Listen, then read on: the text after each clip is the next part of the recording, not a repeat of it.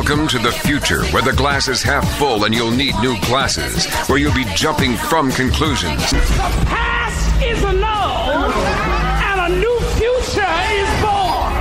Never before in history has so much meant so little to so many. AD on the radio.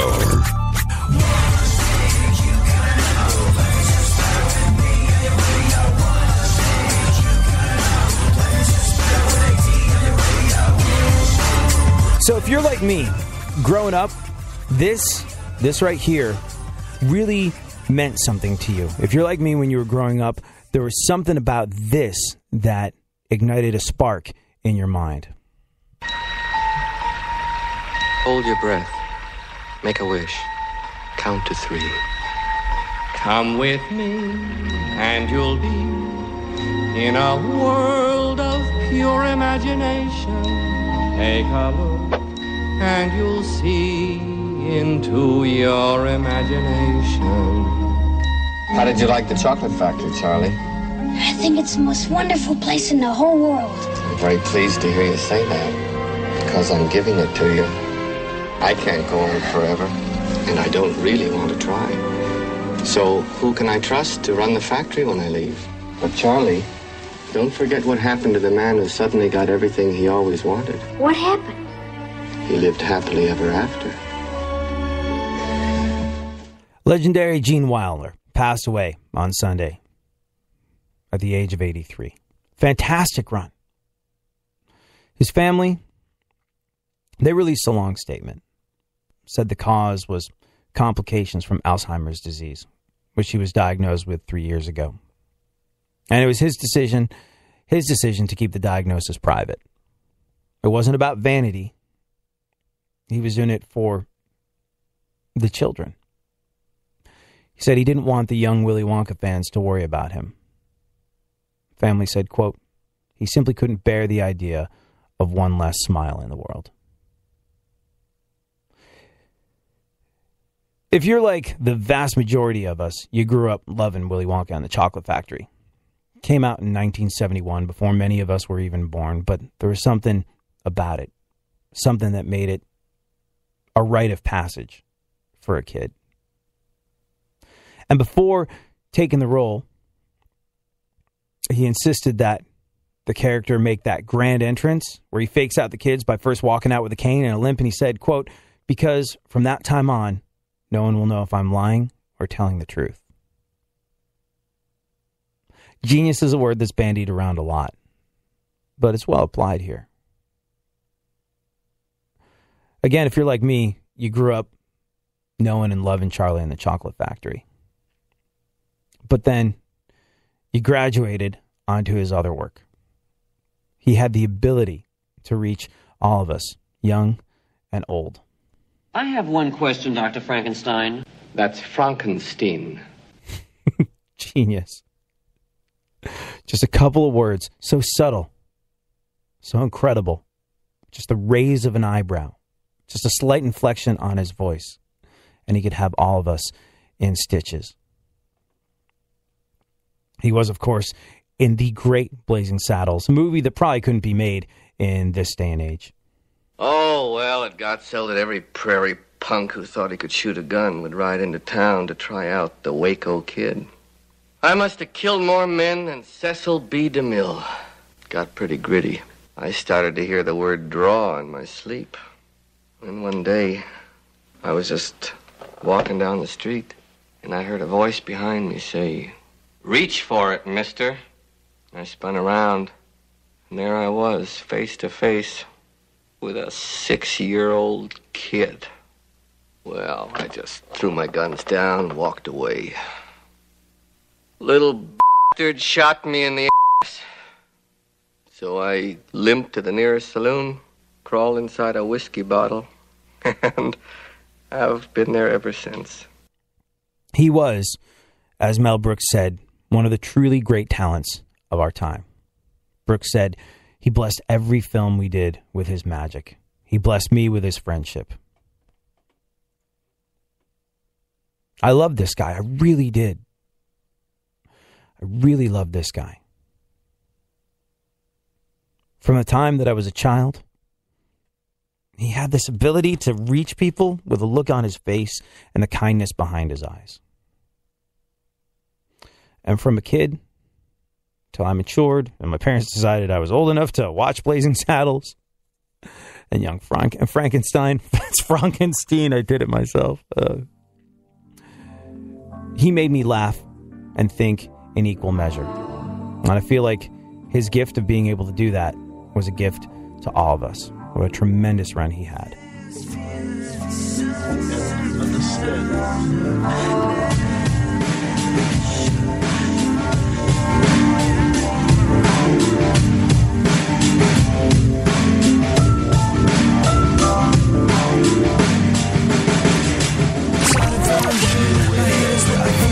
Real Radio 104.1.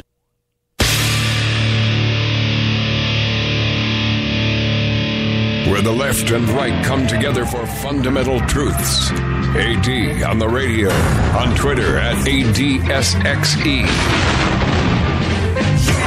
I do what I want, when I want, how I want. Every day you're going and working, running that rat race at that pace in that place will leave a bad taste for anyone, everyone working to have. So have you ever had to make a monumental change in your life?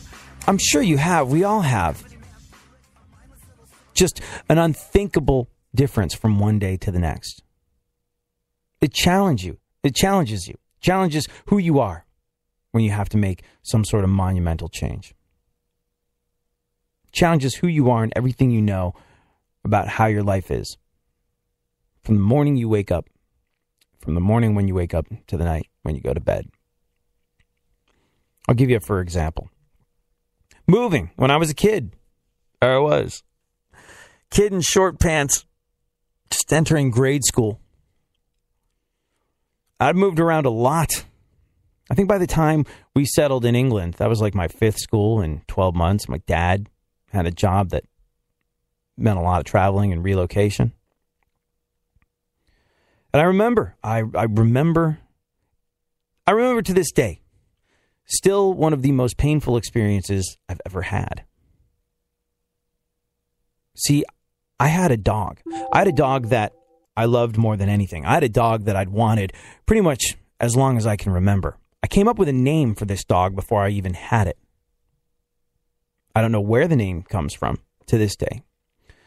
But I decided when I was a kid that I wanted a dog, and that dog would be called Wilfer. And I'll never forget. For years, I've been talking about my dog Wilfer.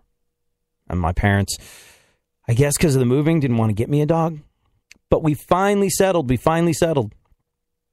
My dad was working in New York City, and it came time to get a dog. I'll never forget reading the note from my mom saying, like, okay, put your pants on, get dressed, meet us downstairs. We're going to go get a dog. Over the moon. I remember we went to the pound. Very first dog I ever got was an adoption.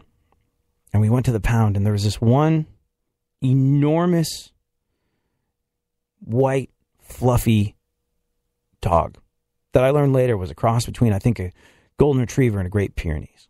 Enormous. And there's usually a lot of noise at a pound. But this dog was just sitting there. I was just sitting there quietly. And my parents went, that's the one for us. Look how calm he is. Let's get that one. He's beautiful. He's awesome. Let's get that one. And he had a collar around his neck. And that collar said Caesar on it. And I was like, somebody gave him the name Caesar. Aren't they going to be missing him? And I don't know how true this was, but they're like, they tried everything they could to find this dog's family. And they couldn't. And we're going to give him a family. And I was like, okay, so his name's Caesar. And my dad said, you know, I don't think that's that great a name. He looks more like a Wilfer to me. You want to call him Wilfer? And I did. I loved this dog so much. This dog loved me so much. Great Pyrenees, they're the best dogs in the world. They are family dogs. Now, this dog was a puppy, so it still had that puppy energy where he's bouncing all over the place. I remember one wag of his tail would send my sister flying across the room. And we would play and we would wrestle. And I'd go to take him on a walk and he'd see a squirrel and he would literally drag me across the yard because he was a puppy, but he was a 90-pound puppy and he was huge and he was powerful like you would imagine a dog of that size would be. But he was my best friend. We went everywhere together. We played together. He showed up at school one day. We had him in this pen, this paddock that got fenced off and closed off. And somehow, even though the gates were like the better part of 6 feet high, he got over them. I'll never forget being on the playground at recess, and my dog comes from really far away, bounding across the playground to meet me. He tracked me down. He'd found me. And I was mortified because I was like, oh my gosh, he's out. What could have happened to him? But he just was my best friend. He found me. He tracked me down. He wanted to be my friend.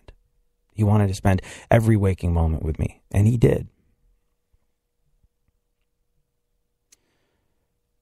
And it was just, I don't know, just as I was getting used to having this incredible dog in my life, that my parents came to me and said, hey, we're moving to England. And we've got to leave Wilfer here. I was devastated. Absolutely devastated. There are quarantine laws that required a dog to stay in quarantine for like 9 months at a time. We didn't know where we were going to be staying. We didn't have a house. We were living in corporate housing that didn't allow dogs. We lived in a hotel for the better part of a year when we moved there. And my parents said they didn't want to put him through the experience of being cooped up. Didn't want to put him through the experience of being cooped up. And 9 months was too cruel to do to a dog of that size that loved to run and play the way he did. Devastated. Unthinkable. I've been fantasizing about having this dog my entire life, my entire short young life. And right when I got him, he was taken from me. He went to live with my aunt and uncle. Proved to be too much of a handful for them. Cool thing is, he went on to become a seeing eye dog. He was trained, he was intelligent, he became a seeing eye dog. And he served an incredibly valuable function in someone else's life, which in retrospect makes it all worth it. But at the time, the change was horrendous. How does this apply to you and all of us in America right now? Hang out. Money making, skills on the mic, keep me paid every day, and for part of the battle, just bow down, better act like you know. Whoa.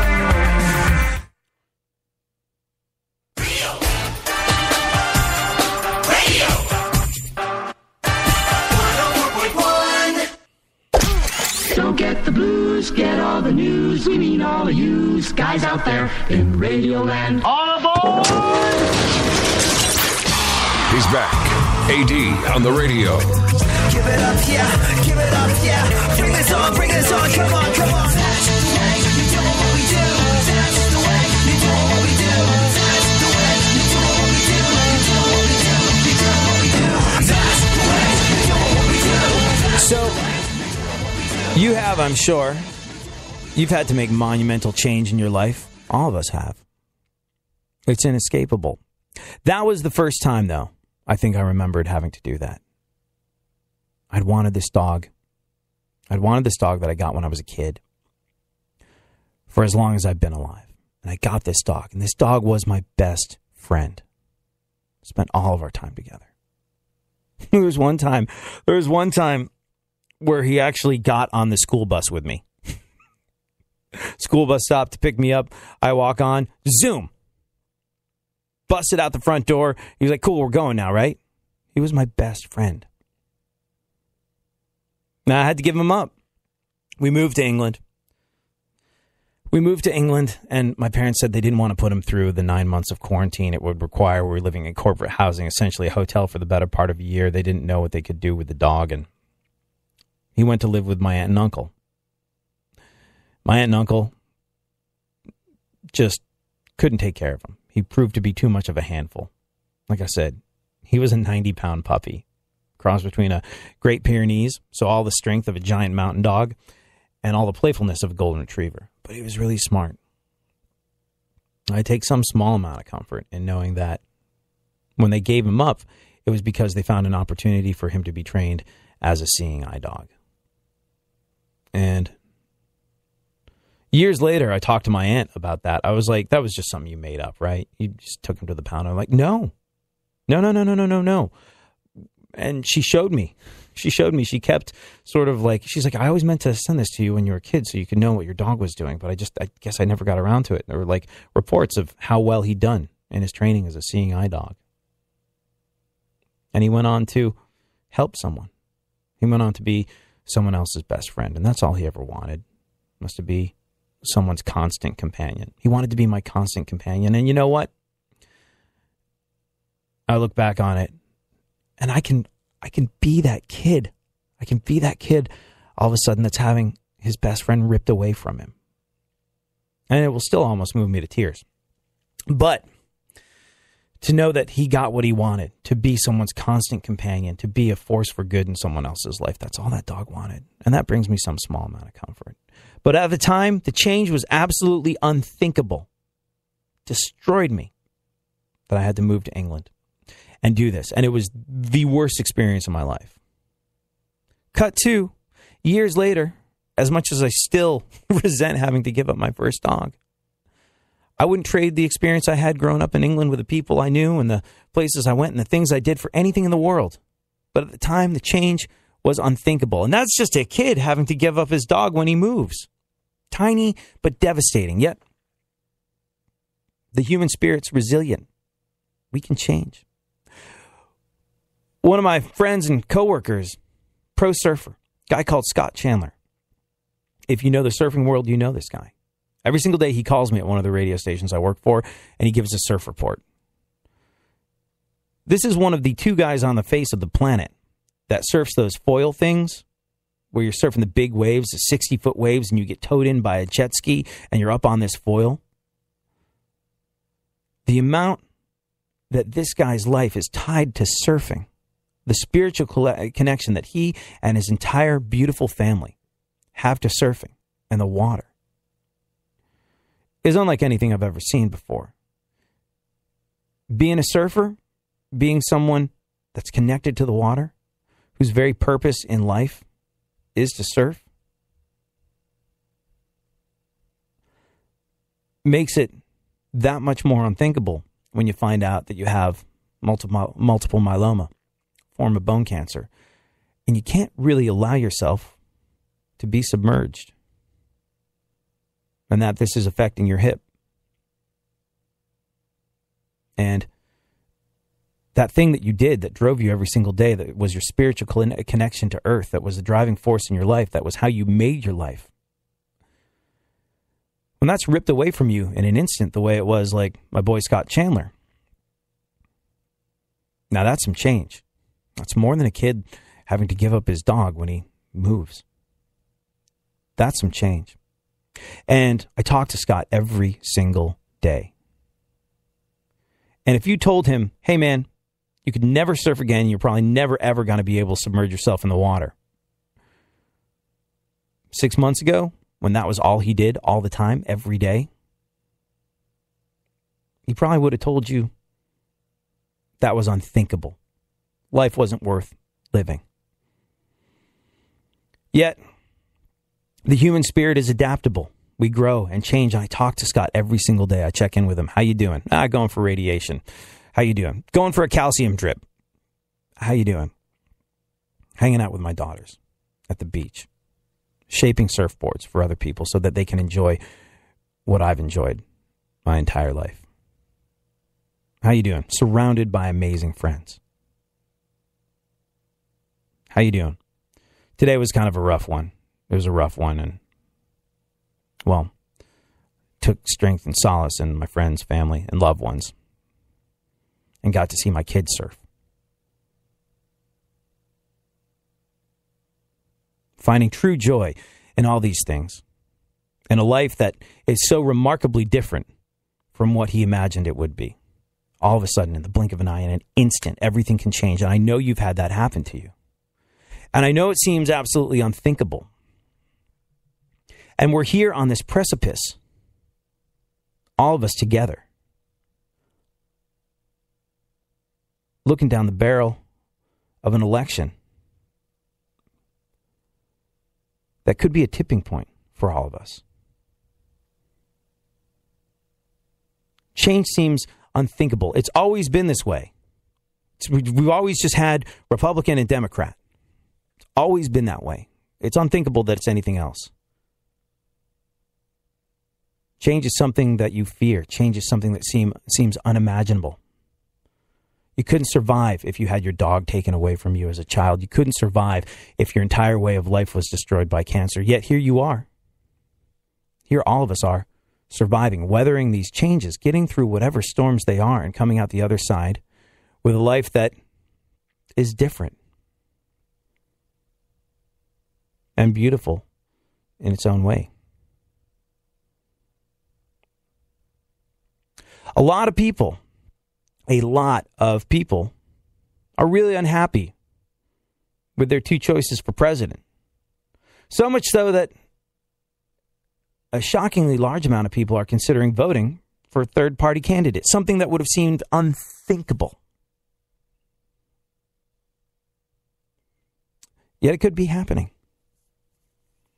Folks over at ABC News found that 35% of people that responded to their poll are considering voting for a third-party candidate. 35%.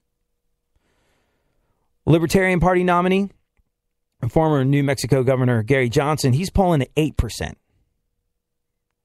Green Party nominee Jill Stein, I think she's sitting right around 4%. So they're not exactly threatening to the mainstream nominee right now.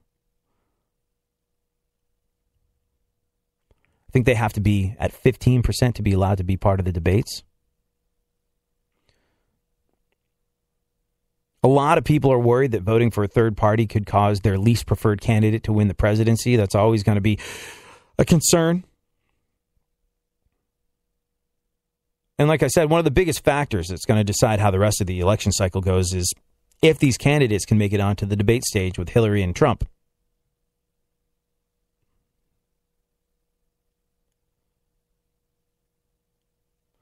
Johnson said, no way that if you're running for president and you're not in the presidential debates, 100 million people could watch the debates. There's no way you could win. Stein said the public is basically flying blind, clamoring for something else. They need to know what their other options are. So there you go. There you have it. The idea of a real third-party candidate or third and fourth-party candidates seems absolutely, absolutely unthinkable. But we're here on the precipice of change. We're here on the precipice of people going, this doesn't work for me. That doesn't work for me. What am I going to do? And if you genuinely feel as though you're not represented by either of the two obvious decisions, if you generally don't feel as though you have something to protect with your vote with regard to Supreme Court justices, then I would seriously think about having your voice heard, about you being counted by voting for an alternative. Will they wind up elected? It really is anyone's game, but right now, all signs point toward no. But to be counted as a person, as a vote that says the way things have been working, it's not good enough. None of this speaks to me. None of this represents the things I'm concerned about. We need another option. I think there's tremendous power in that. And I think we're going to see more and more people doing that this election cycle. And will it result in any big surprise, any big turn up of the situation when it comes time to put somebody new in the White House? Probably not. But it does affect our future. And if you could do me the favor of thinking about that and considering that as you prepare to make your vote, as you prepare to exercise your right to vote, I would appreciate it. And I'm not saying I'm a third-party person, but I'm saying that I believe in the rights of the individual to make individual decisions and have their voice heard. So hard to have your voice heard. People want you to be part of this non-thinking, amorphous blob of registered straight-ticket voters on both sides of the political fence, Don't think about it. Just vote. You're registered at this so you can take part in the primaries, but we know we can count on your vote. No. Have your voice counted, no matter what that voice is. You think change is unthinkable and impossible? Last couple of election cycles, Trump was laughed out of the room. Now look. You know about Frederick Douglass? Frederick Augustus Washington Bailey. Born in 1818. African-American social reformer, abolitionist, orator, writer, and statesman. He escaped slavery. He started life as a slave. He escaped slavery in Maryland. He became a national leader of the abolitionist movement from Massachusetts to New York. He was known for being one of the world's greatest speakers, one of the world's greatest writers. He was described by abolitionists as a living counterexample to slaveholders' arguments that slaves lacked the intellectual capacity to function as independent American citizens. Celebrated writer, wrote several autobiographies. If you get a chance, Narrative of the Life of Frederick Douglass, an American Slave. Bestseller. He escaped slavery and had a best-selling novel about his life as a slave.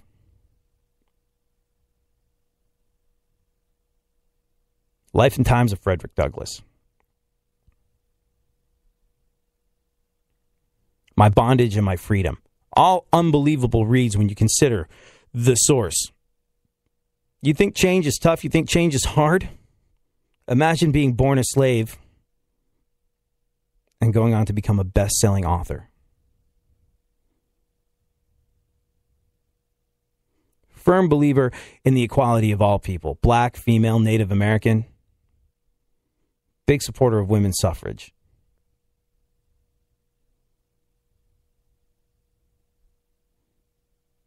The most influential African American of the 19th century, a lot of people call him. He made a career of agitating the American conscience. He spoke and he wrote on behalf of tons of different reform causes, women's rights, temperance, peace, land reform, free public education. And he said, and I want you to remember this, agitate, agitate, agitate. If there is no struggle, there is no progress.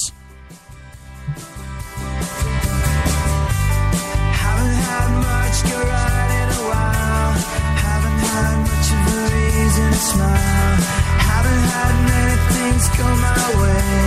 Haven't had many sunny days. Haven't had many things. Radio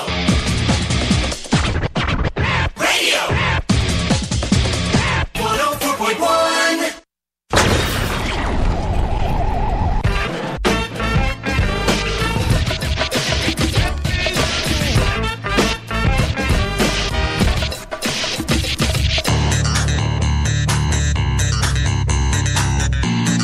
Now, more AD on the radio. Back once again, the ill behavior, delivering and giving you a musical savior. Back once again, it's your boy AD again. Nobody rock a party better than me. Back once again, the ill behavior, delivering and giving you a musical savior. Back once again, it's your boy AD again. Nobody rock a party better than me. You know, we talked about it on the show the other day about Colin Kaepernick sitting down during the national anthem, making a statement.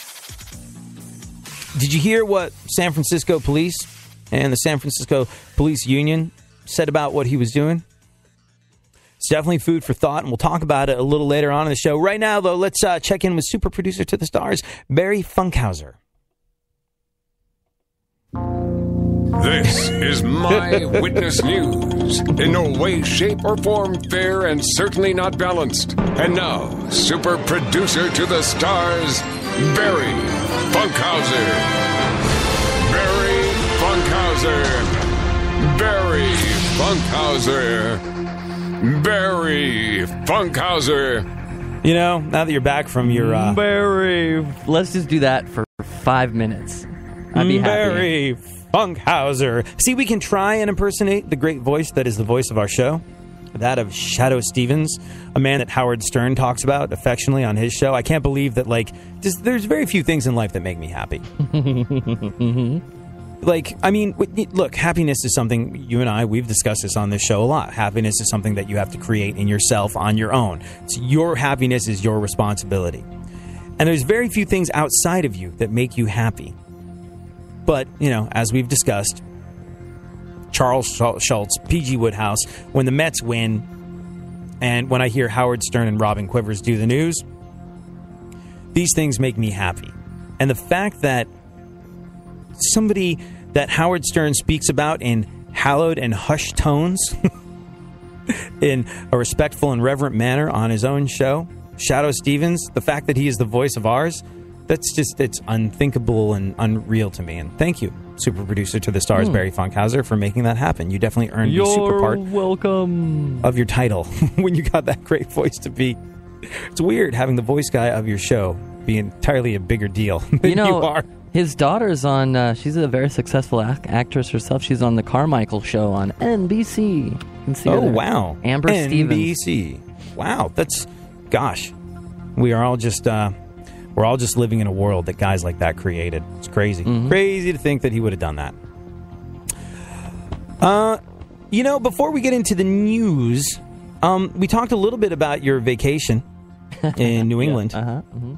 And you discussed, you know, clam chowder and lobster and all things really culturally that are New England. But we, oh, by the way, the reaction I got on this to your Morrissey impersonation. Go on. Had a great time on New England's coast, saw a lighthouse. But the one thing we didn't discuss was what it was like for you to meet your girlfriend's parents for the first time. So why don't you tell us how that unbelievably potentially awkward moment went? What was it like meeting Jane's parents? Well, thanks to the Olympics, we didn't talk Nobody really much. asked you any direct questions. Hey, look at this runner. Hey, look at that runner. Let's go out running. Really? As a family, they all go running after watching running on TV? Let's go to the track and practice what we just saw. It'll be fun. Plus, it's 5,000 degrees outside and it's humid. And you might get struck by lightning or hit by a car, but that's okay.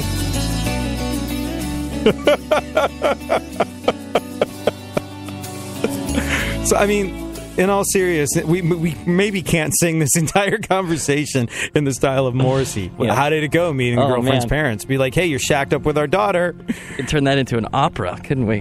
We could, yeah. No, it was great, completely original opera, Morrissey. It was good, man. Everybody was together. Everybody lives in different places now, and you know, just like any other mom and dad, I guess, except different. It was great. Well, I don't know what else you want me to say. They put us. Okay, so it seems like they enjoyed me there. It seems like they liked me. Everybody liked me. Good. So, I mean, like, you know, oftentimes that's a real litmus test of a relationship. You meet the family, and either things are going to disintegrate or strengthen. It sounds like this was a strengthening thing for your relationship with Canadian Jane. Yeah. You know, Dad's the type of dad, her dad is the type of dad that doesn't directly talk to the kids, you know? That talks to the wife or to the heir, you know, whoever's there. I guess it's something you do when you have more than one or two kids. You know, he's rocking 4, so he says something and you don't necessarily have to respond, but you know, that's good. Took me a few days to stop responding. What, did he find it awkward when you did respond? No. I just went, can he hear me when I respond to him, or is this so? Is you this would how respond a dad to him, with and a bunch of kids are. That's very selective interesting. Hearing. Selective. That's interesting. I'm just generally addressing the room.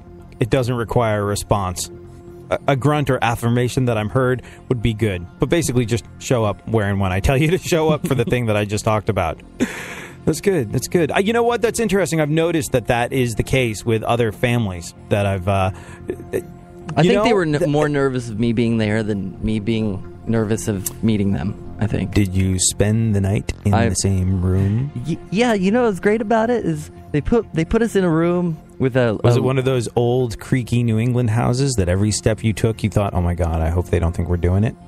Oh, yeah, you can hear people's heartbeats in the other room. Yeah. The house is made of paper. But they put us in a room that had a Lucy and Ricky bed. I don't remember. It's like a tiny twin, 2 tiny twin beds. Okay. Like a 2 beds. Yeah, a Lucy bed and a Ricky bed. You know, one on one side and one on the other side. So, same room, separate beds. Yeah. Now, did you both squeeze romantically into one bed? The first night, and then I woke up with a terrible crick in my neck. Right. So we put the beds on the floor and cropped them together. Now, a lot of old New England houses are historically beautiful to look at. Yeah. But in the having air conditioning department, not so much. During this incredibly humid New England summer, were you... Oh, yeah, we're nice and covered. There was AC? There, yeah. Uh-huh. Okay, that's good. That is at least something. But barely.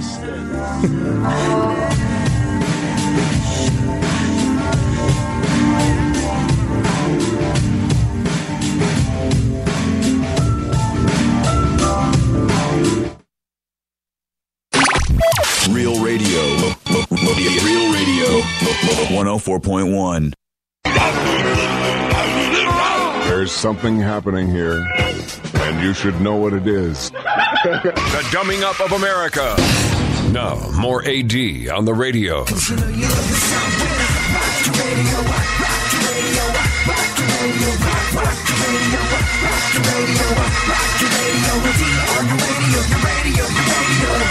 All right, you and I will discuss exactly what the San Francisco Police Union had to say about Colin Kaepernick sitting down to protest police brutality during the national anthem a little later on. Right now, though, let's get into the events of today with Barry Funkhauser in our segment My Witness News. What up? The show Pretty Little Liars will end after its 7th season.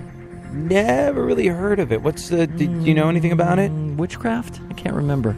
Pretty CW. Little Liars. Oh, it's a CW show? Yeah. Those seem to be aimed at not me girls in their 20s. So, yeah. I typically like things that girls in their 20s like, but this is not one of them. Really? Like what? I don't know. Gossip. What's Ring that? Pops? The Bachelorette. Oh, God. You watch that show? Oh, yeah, religiously. Oh, my gosh. Amazing. Bachelor in Paradise right now. I want to know what she said that made you not like me because of her. Right now. The show Pretty Little Liars ending after its 7th season. You want to know why? Why? The show just couldn't compete with the ugly old liars of the presidential campaign. Too bad for Ryan Lochte. He was a shoo-in to join the cast. Now that his swimming career is over. Gone. What else?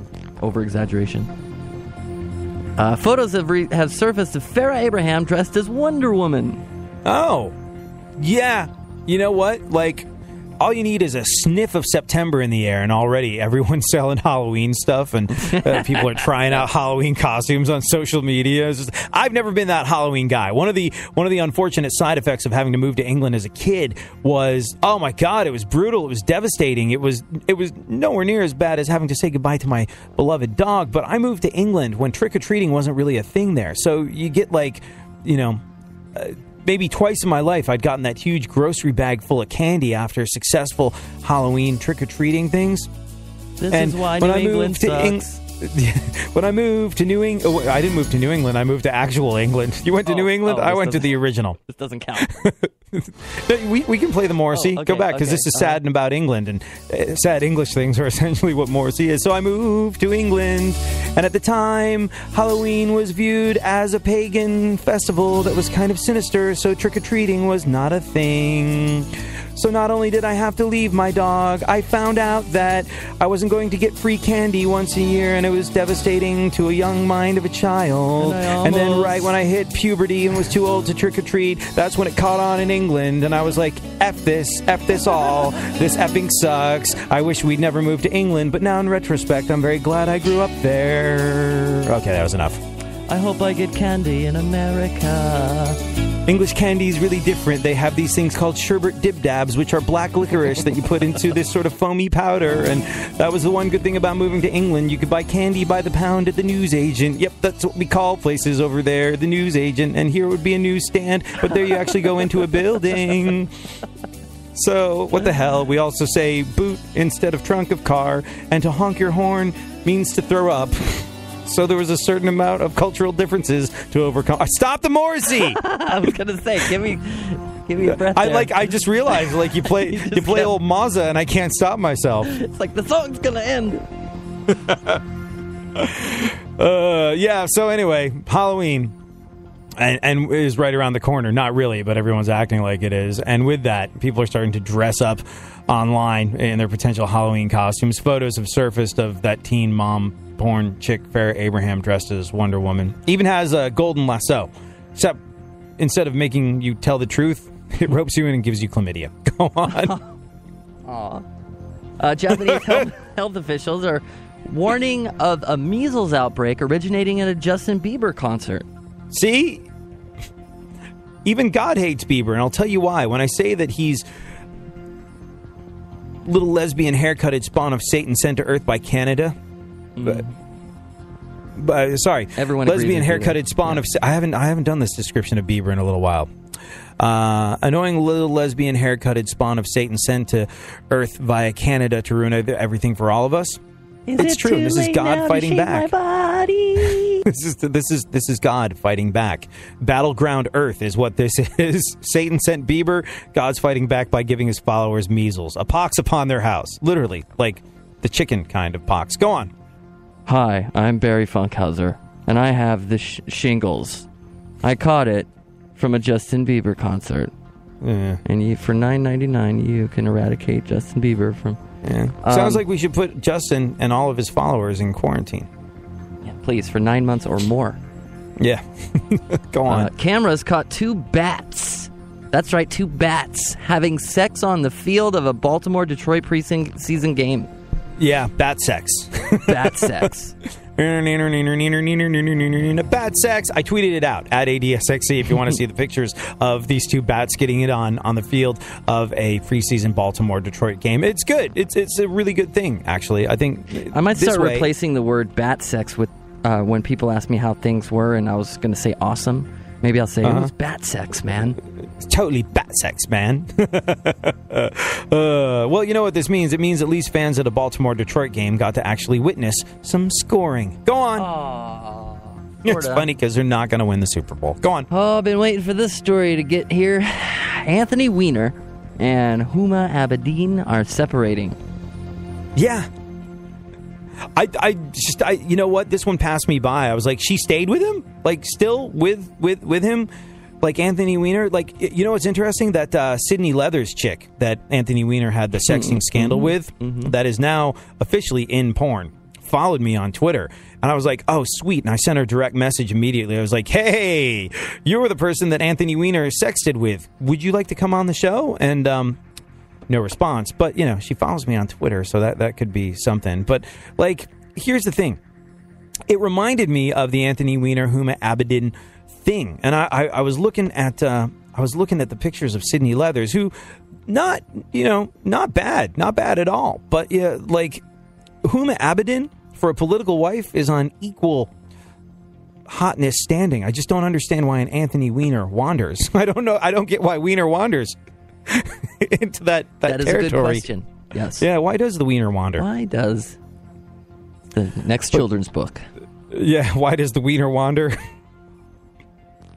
Well, Huma Abedin, who, like I said, is of equal or greater hotness than the places where the Wiener wandered.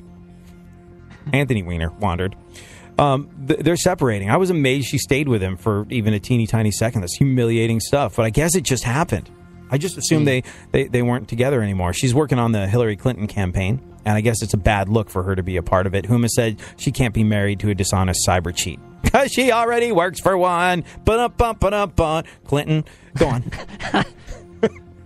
on. Satan worship is up in the United States. Yeah.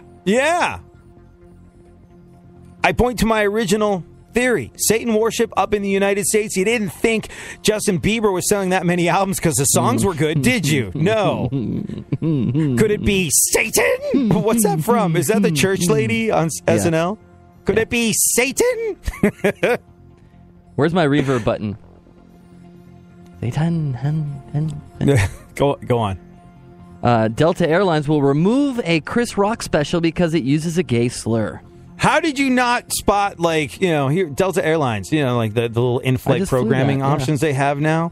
Like, how do you expect to have a Chris Rock special on an airplane? Like, one of this decade, well, not decade because he's been going forever, but one of this century's, well, he's been going from the previous century. He's a really smart, funny guy. He's a great thinker, but let's be real here. Let's pull this one over the side of the reality turnpike. Chris Rock is not fit for family entertainment on a Delta Airlines plane. That's a giant oops on their part. Go on. I felt bad watching Fox News. That was an on the option. Airplane? Yeah, and I went, oh, is this offensive? I can watch this, but I can't watch, other things like, Bachelor in Paradise or something, because that's offensive. Anyway. Just I'm thinking about what you said. Like Fox News, this is why the unbelievably hot anchors of Fox News are why your television has a mute button. Keep going. Yeah, I kept wanting to just watch it. An Irish guy broke a world record by building a Batman suit with 23 movable parts. Oh. Wow. Sounds like a big job. How on earth did this guy have time to construct such an intricate, elaborate superhero costume when he's clearly having constant sex with an endless supply of gorgeous women? Go on. The University of Wisconsin at Madison has been ranked the #1 party school in the country. Did you go to a school that was considered to be a big... Wisconsin. Did you go to school that is considered to be a big party school? No, but I my school played football with the school from the Blink-182 Josie video. Oh. So that's a thing. But that's about it. Yeah, University of Wisconsin at Madison. #1 party school in the country. But bear in mind that in Wisconsin, playing Scrabble after 7:30 is considered a party. No, actually, that's totally not true. Wisconsin parties. They have that big Halloween thing at the University of Wisconsin-Madison, and people are just like, you never see white folks rioting. Oh, yeah? They had to call in the National Guard because of a Halloween party that got out of control at the University of Wisconsin-Madison. So that is unsurprising when you think about it. What else? Donald Trump appears to be backing off his immigration plan. Yeah. Yep. He had this big disavow everything ban. I said. It's disavow all that. Wow. In response to Hillary Clinton's criticism, he's had to soften his stance, I suppose, to win the popular vote. Interesting, because I'm going to go on a limb and guess not the first time Hillary has made a guy go soft. Go on. A man on the Indonesian island of Java might be 145 years old. Yep. Outlived 4 wives, all of his children, and 6 post-Friends Matthew Perry television series. No. 145? No. Secret to his long life, not having anything incriminating on the Clintons. Coming to get you. How much time do we got? A minute and a half. Oh, wow. Okay. All right. Let's knock this one out of the park. This is an important one. San Francisco Police Union, they ripped Colin Kaepernick. Ripped him. San Francisco Police Officer Association President Martin Halloran tore into him. He addressed a letter to NFL Commissioner Roger Goodell and 49ers President Jed York. He wrote, "While we certainly acknowledge Mr. Kaepernick's First Amendment right to remain seated during the national anthem, as inappropriate as that may be, we will not stand by while he attacks police officers in this country with statements such as people are on paid leave while people of color are killed." He says Kaepernick embarrassed himself in the 49ers organization and that the NFL based on a false narrative and misinformation that lacks any factual basis.